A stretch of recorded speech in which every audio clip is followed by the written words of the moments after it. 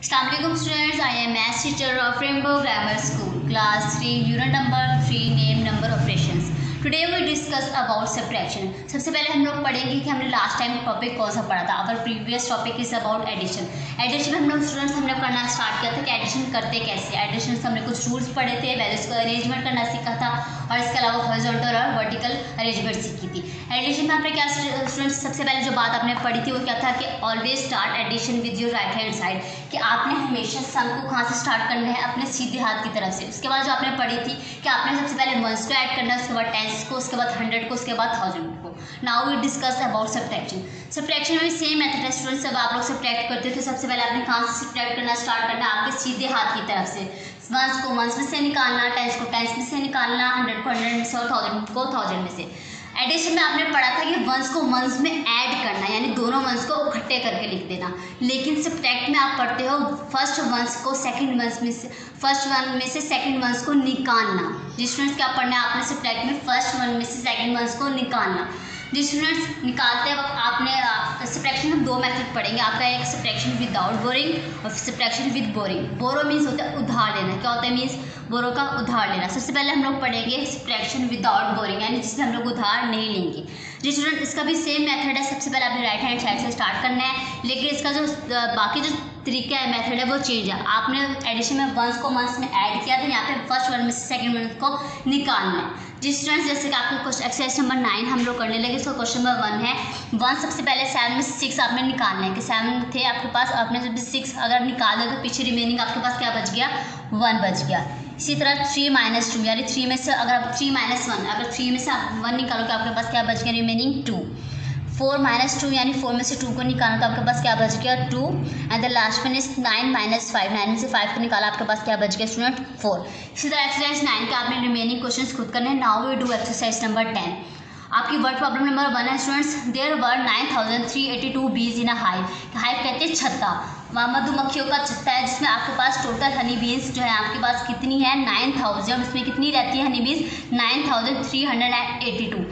Next line में आपको कह रहा है 2331 बीज फ्लू आउट टुगेदर हनी, जिसमें से 9382 में से इतनी जो बीज थी, मधुमक्खियाँ थी, यानी 2331, वो उसमें से उड़ गई हैं. क्या करने के लिए, हनी इकट्ठा करने के लिए. यानी टोटल तो इतनी थी, जिसमें से इतनी बाहर चली गई हैं, इधर उधर चली गई हैं, अपना जो हनी है वो इकट्ठा करने के लिए. तो आपने बताना है how many bees are left in the hive now. अगर इतने में से इतनी बीज चली गई हैं बाहर, तो पीछे जो आपके छत्ते में कितनी हनी बीज रह गई हैं. जैसे कि उन्होंने आपको अरेंजमेंट यहाँ पे आपको दिखाई भी है, अरेंज किया हुआ है. सिंपली आपने इसको सॉल्व करना है. वंस को वंस में से निकालना है, टेंस को टेंस में से, 100 को 100 में से, एंड देन 1000 को 1000 में से. स्टूडेंट्स 2 में से 1 निकाला आपके पास क्या बच गया, 1. 8 में से 3 निकाला आपके पास क्या बच गया, 5. 3 - 3, अगर हम 3 में से 3 निकालें, देखो स्टूडेंट्स आपके पास 3 है, जैसे आपके पास 3 लाइन्स है. अगर हमें तीनों निकाल दो तो पीछे तो आपके पास कुछ नहीं बचना, तो आपके पास क्या बच गया, 0.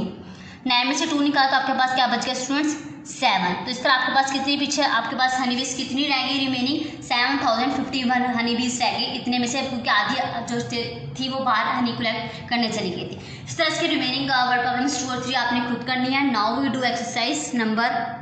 जी स्टूडेंट्स, न्यू एक्सरसाइज स्टार्ट करने से पहले अब आपको मेथड बताती हूँ सब्ट्रैक्शन विद बोरिंग, कि हम लोग सब्ट्रैक्शन बोरिंग के साथ करते कैसे, यानी बोरो लेके करते कैसे. जैसे कि आपके सामने एग्जांपल है, ये आपको नज़र आ रही है, उन्होंने डायरेक्ट किया है. इसको मैं आपको पूरा एक्सप्लेन करती हूँ एग्जाम्पल को. जी स्टूडेंट्स, अगर एक बार याद रखिएगा, अगर आपके पास वंस जो होगा दूसरे वाले, पहला जो वंस होगा वो दूसरे वाले वंस से अगर छोटा हुआ तो हम लोग उसमें से माइनस नहीं कर सकते. जैसे मैं आपसे कहूँगी आपके पास 2 है, 2 में से आपने 4 निकालना है. जाहिर सी बात है भाई, जब आपके पास 2 पहले से है तो आप 2 में से 4 कैसे निकाल सकते हो. इसी तरह आप लोगों ने जब ऐसे क्वेश्चन में जब हम लोग पॉसिबल नहीं होता तो हम लोग 7 वाले अमाउंट से बोरो लेते हैं. अपने पास क्या लेते हैं स्टूडेंट्स, बोरो लेते हैं, 1 डिजिट बोरो लेते हैं. जी स्टूडेंट, अब जैसे उन्होंने आपको कहा था कि एग्जाम्पल में आपको नजर आया 2 में से 7 निकालना, उन्होंने तो 5 लिख दिया. अब ये 5 आया कैसे है ये मैं आपको एक्सप्लेन करना चाहती हूँ.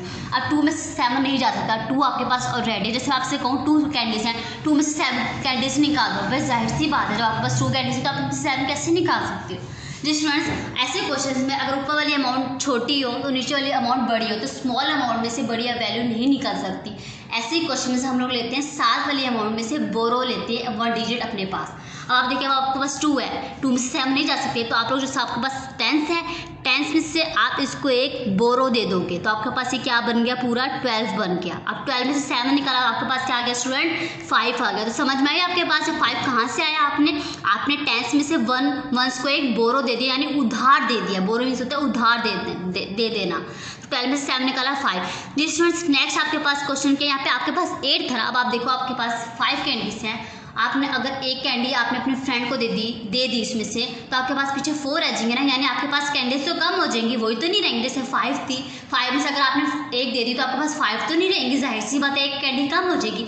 इसी तरह अगर टेंस में से हमने इसको 1 डिजिट बोरो दे दी तो हमारे पास पीछे 8 में से क्या रहेगा, 7 रहेगा ना स्टूडेंट्स। तो 7 में से 5 निकाला, आपके पास क्या आ गया, 2 आ गया। 6 में से 3 निकाला 3, 4 में से 1 निकाला 3। स्टूडेंट्स, अब आपको समझ में आई बोरो लेना होता क्या है। बोरो लेना होता है उधार लेना, क्योंकि छोटी अमाउंट में से बड़ी अमाउंट नहीं निकल सकती। अब आप एक्सरसाइज नंबर 11 के जो क्वेश्चंस करोगे ना, तो आपने उसमें से ध्यान में रखना है कि बोरो कब लेना है। बोरो उस सूरत में लेते हैं जब आपके पास ऊपर वाली अमाउंट छोटी और नीचे वाली अमाउंट बड़ी हो, क्योंकि छोटी में से बड़ी वैल्यू माइनस नहीं हो सकती। ऐसे क्वेश्चन हम लोग 7 वाले अमाउंट में से 1 डिजिट वैल्यू बोरो लेते हैं। जब हम 1 डिजिट बोरो लेते हैं तो पीछे से 1 डिजिट उसमें से अमाउंट में से कम हो जाता है। जैसे मैंने आपको एग्जांपल दी थी कि 5 कैंडीज में से अगर आपने 1 दे दी तो आपके पास पीछे क्या रहेगी, 4 रहेगी। Now we start our exercise number 11। जी स्टूडेंट्स, क्वेश्चन नंबर 1 है आपके पास। आप जैसे आपने पढ़ा था कि आपने हमेशा अपने सीधे हाथ की तरफ से आपने सब्ट्रैक्शन करना स्टार्ट करनी है। वंस को वंस में से निकालना है, टेंस को टेंस में से, 100 को 100 में से और 1000 को 1000 में से। जैसे आप देखें स्टूडेंट्स, अभी मैं आपको बताया अगर आपके पास 1 में से आपने माइनस करना है 5 को। अब आपके पास ऑलरेडी 1 है तो 1 में से आप 5 नहीं निकाल सकते। तो उस वक्त में आप लोग क्या करते हो, अपने 7 वाले डिजिट में से 7 वाले कॉलम में से 1 क्या लेते हो, बोरो लेते हो। अगर आपने टेंस में से 1 बोरो ले तो आपके पास क्या बन गया, 11 बन गया। 11 में से 5 निकाला तो आपके पास क्या आ गया, 6 आ गया स्टूडेंट।